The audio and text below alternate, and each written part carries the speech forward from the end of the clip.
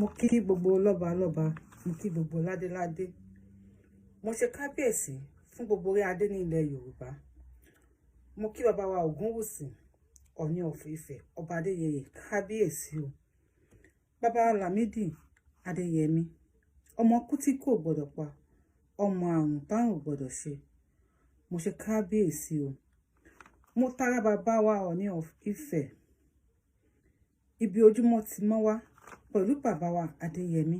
Mo fi kí gbogbo lọ́ba lọ́ba, níjòyè níjòyè àti gbogbo ẹ̀yin prominent people of ilẹ̀ Odùduwà. Mo wá kí àwa ọmọ Odùduwà pátá nílé lóko.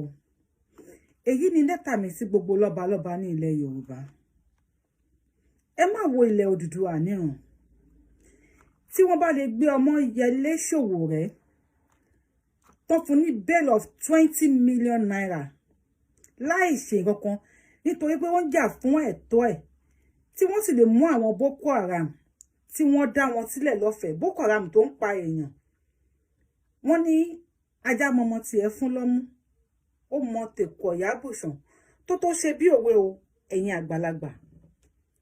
Àwọn Fúlàní wọ̀nyí wọ́n mọ tí wọ́n tọ́jú, ṣùgbọ́n wọ́n mọ àwa ọmọ ilẹ̀ Odùduwà ní lára lórí ilẹ̀ wa. Ọọ̀ni Ọ̀jájá, bá mi Ògúnwùsì, ẹ dìde, kí lẹ̀ ń ṣe? Aláàfin Ọ̀yọ́, ọba níjẹ̀bú, gbogbo ọba ilẹ̀ Yorùbá pátá, ọba Ẹdẹ, Ògbómọ̀ṣọ́, Ògbómojúgun, Olúbàdàn, mo pe gbogbo yín, ẹ dìde, ẹ jà fún ilẹ̀ Yorùbá. Tí Sowore bá lè dìde, tí wọ́n mú, tí wọ́n sì tì mọ́lé, ẹ yẹ pé èmi ọmọ tálíkà nìkan ni mi ò ní lè dìde ní Nàìjíríà yẹn mo tó bá yá.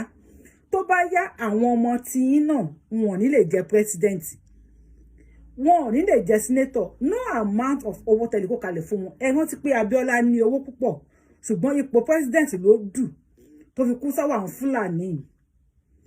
Àsìkò tó kẹ́ ẹ dìde.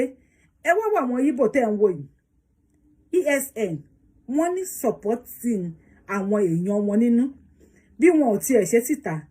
Èèyàn bá wa, ẹ ti dákẹ́ jù. Yorùbá sì náà ń pè ní akíkanjú. Bá mi Ààrẹ Ọ̀nà Kakanfò, ẹ dìde ńlẹ̀. Ẹ má yẹ kí ogun kó ọmọ Yorùbá lọ, torí ìyà yìí ti tó gẹ́, ìyà yìí ti pọ̀ jù. Ẹ jẹ́ ká gba ilẹ̀ Yorùbá fúnra wa. Kò sí nǹkan tó ń jẹ́ Nàìjíríà mọ́. Ọmọ Nàìjíríà kankan ò sí mọ́. Ọmọ Yorùbá, ọmọ Haúsá, ọmọ Ìgbò ló kù.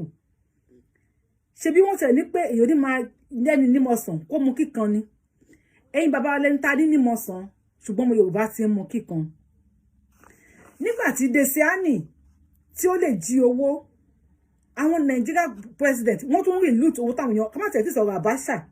Desiani, obìnrin bíi tèmi, owó tí wọ́n gbà lọ́wọ́ ẹ̀ was $90 billion and 13 million pounds. Ká fi 13 million pounds yẹn lẹ̀, ká gbé $90 billion yẹn, ká ṣe sí náírà ní time tí wọ́n gbà lọ́wọ́ ẹ̀, kì í ṣe nísìn. A máa lọ bí 27 trillion naira. Pẹ̀lú gbogbo èèyàn tó wà ní Nàìjíríà, èèyàn kọ̀ọ̀kan ní ẹ̀tọ́ sí 153 million naira. Ẹ gbọ́ mi yéké, 153 million naira ní èèyàn kọ̀ọ̀kan ní ẹ̀tọ́ sí. Ǹjẹ́ wọ́n fún wa? Wọn ò fún wa. Buhari ń tún ọ̀nà ilẹ̀ Haúsá ṣe, wọ́n dẹ̀ ń fi ẹran jẹ oko tiwa ní ilẹ̀ Yorùbá. Ẹ̀yin Yorùbá, ẹ dìde. Inú owó tí Buhari gbà lọ́wọ́ Desiani, ìwọ brother mi, ìwọ sister mi tó ń gbọ́ mi, if you are not married, you are entitled to 153 million. Ìwọ tó ti marry, ọkọ mo gba 153 million, ìyá mo gba 153 million, ọmọ méjìlélẹ́ni mẹ́tàlẹ́ni, èèyàn kọ́kọ́ mo gba 153 million. Eléyìí tí ìjọba Buhari tó deny wa láti fún wa. Èmi ń sọ fún yín pé àti APC àti PDP ó lè ní wọ́n. Desiani minister, oil minister ní àsìkò PDP ló kó owó yẹn. APC débẹ̀, Buhari is a president ní àsìkò APC. Òun ló gba owó yẹn lọ́wọ́ ẹ̀, tó náà tún wá rí loot rẹ̀ pẹ̀lú àwọn cabals, pẹ̀lú àwọn Haúsá ẹgbẹ́.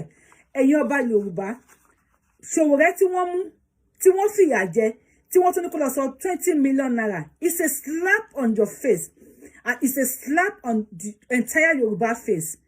Ẹ dìde, ẹ bá wa wá nǹkan ṣe sí ọ̀rọ̀ yìí. Ọmọ Yorùbá ni mí o, ọmọ Yorùbá ni mí tọkàntọkàn. I love my culture àti ìwà àti ẹwà àti ìṣe. Àwa Yorùbá lọ́lọ́run fi fún. Àwa àtàwọn Fúlàní a ò fi bí kankan jọra wa. Ẹ jọ̀ọ́, ẹ dìde, ẹ gbọ́ ohùn wa, ẹ gbọ́ ohùn wa, ẹ gbẹ́ ẹ̀bẹ̀ wa, kẹ́ ẹ dìde sí wa. Mo ṣe kábíyèsí fún Adé lẹ́ẹ̀kan sí o. Ẹ ṣe àtúnṣe wa kù o.